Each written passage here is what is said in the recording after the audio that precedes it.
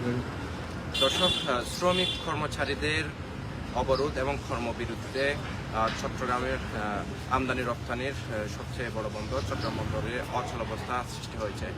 বেশ কিছুদিন ধরে চট্টগ্রাম বন্দর রক্ষা পরিষদের যে আন্দোলন এবং কর্মবিরতি, সেই কর্মবিরতিতে কিন্তু চট্টগ্রাম বন্দরের যে স্বাভাবিক কার্যক্রম, প্রশাসনিক কার্যক্রম কিছুটা চলমান থাকলেও সেখানে অনেকটা অচলাবস্থার সৃষ্টি হয়েছে বলা যায়। এবং আজকে সকাল থেকে আপনারা জানেন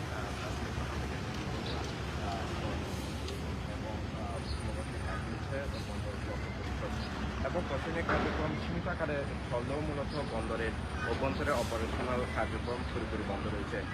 এবং আপনাদেরকে জানিয়ে রেখে আজকে সকাল 8টা থেকে মূলত চট্টগ্রাম বন্দর রক্ষা সংগ্রাম পরিষদের উদ্যোগে ডাকা 24 ঘন্টার যে ধর্মঘট এবং কর্মবিরতি সেটি চলছে।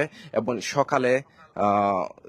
সকালে তারা একটি বিক্ষোভ মিছিল করেছে। সেখান থেকে আজকে বিকেলে মূলত সংবাদ সম্মেলন করার কথা রয়েছে। এবং চট্টগ্রাম বন্দর রক্ষা সংগ্রাম পরিষদের ডাকে মঙ্গলবার সকাল 8টা থেকে 24 ঘন্টার কর্মবিরতিটি শুরু হয়। এই কর্মসূচির অংশ হিসেবে শ্রমিক কর্মচারী ঐক্য পরিষদ স্কফ মূলত বন্দরের দুটি প্রধান প্রবেশ পথে তারা অবস্থান কর্মসূচি পালন করে। এতে বন্দরে পণ্য পরিবহনকারী যানবাহনের প্রবেশ পথ অনেকটা বন্ধ হয়ে যায়, ফলে এখানে পণ্য উঠানামা যে কার্যক্রম সেটি অনেকটা বন্ধ রয়েছে বলা যায়। এবং অল্প কিছুক্ষণ পরেই অর্থাৎ 3টার দিকে তারা সংবাদ সম্মেলনের ডাক দিয়েছেন এবং সেখানে তারা পরবর্তী কর্মসূচি ঘোষণা করবেন। এবং আপনাদেরকে জানিয়ে রাখি, গত 3 দিনের মতো মঙ্গলবারও বন্দরের কর্মচারী ও বন্দরে নিয়োজিত বেসরকারি শ্রমিকেরা হাজিরা দিলেও কিন্তু তারা কাজে যোগ দেননি। এবং কাজে যোগ না দেওয়ার কারণে কিন্তু বন্দরের যে জেনারেল কার্গো বার্থ, সেটা কন্টেইনার টার্মিনাল এবং এনসিটি যে টার্মিনালগুলো রয়েছে, জাহাজ থেকে কন্টেইনার যে ওঠানোর কার্যক্রম সেটি প্রায় বন্ধ রয়েছে বলা যায়। টার্মিনালগুলোতে ব্যবহৃত যন্ত্রপাতির অপারেটররাও কিন্তু কর্মবিরতিতে অংশ নেওয়ায় অপারেশন কার্যক্রম কার্যত স্থবির হয়ে পড়েছে। এছাড়া অবরোধ থেকে বন্দরে কন্টেইনার পরিবহন বন্ধ থাকায় আমদানি ও রপ্তানি কার্যক্রমে বড় ধরনের ব্যাঘাত ঘটছে বেশ কিছুদিন ধরে। এতে আমদানি রপ্তানি কারক সহ বন্দর ব্যবহারকারী ব্যবসায়ী যারা রয়েছেন তাদের মধ্যে উদ্বেগ দেখা গিয়েছে। তারা বলছেন দীর্ঘ সময় ধরে কার্যক্রমে বন্ধ থাকলেও বৈদেশিক বাণিজ্যে মারাত্মক প্রভাব পড়বে বলে তারা মনে করছেন। এবং এর আগে নিউ মেরিন কন্টেইনার টার্মিনাল আরব আমিরাত ভিত্তিক বিপি ওয়ার্ল্ডকে ইজারা দেওয়ার প্রক্রিয়া বন্ধের দাবিতে মূলত শনিবার 31 জানুয়ারি থেকেই রোববার 2 দিন সকাল 8টা থেকে বিকাল 4টা পর্যন্ত তারা কর্মবিরতি পালন করে।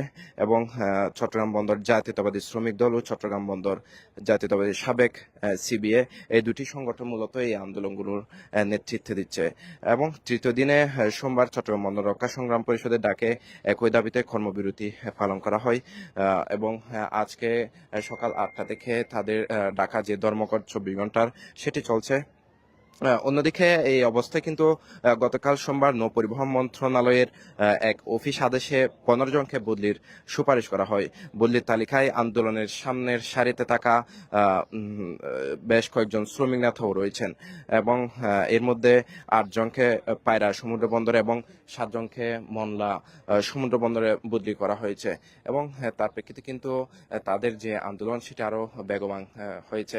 তারা তাদের যে আন্দোলন সেটি চালিয়ে যাবেন বলে জানিয়েছেন।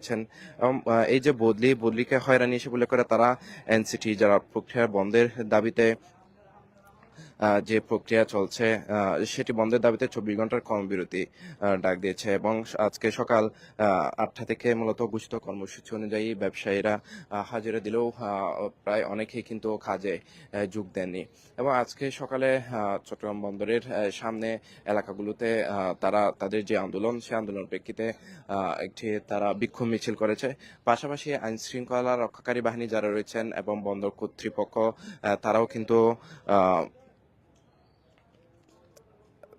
কিন্তু এখানে সোচ্চার রয়েছেন যাতে আইন শৃঙ্খলা পরিস্থিতির কোনো অবনতি না ঘটে, সেটির জন্য তারা কাজ করছেন।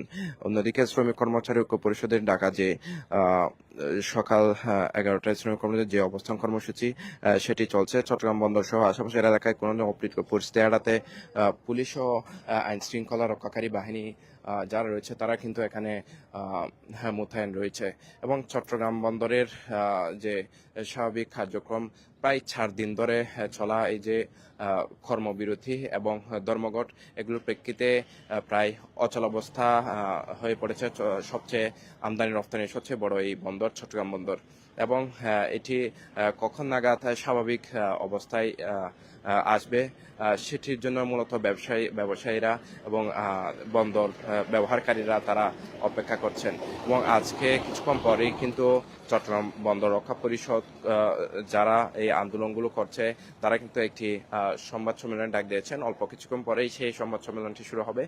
এর পরবর্তীতে তাদের যে পরবর্তী যে কর্মসূচি সেটি সম্পর্কে জানা যাবে। দর্শক, চট্টগ্রাম বন্দর থেকে এতটুকুই ছিল আমার কাছে চট্টগ্রাম বন্দরে যে অচল অবস্থা সেটির সর্বশেষ খবরাখবর।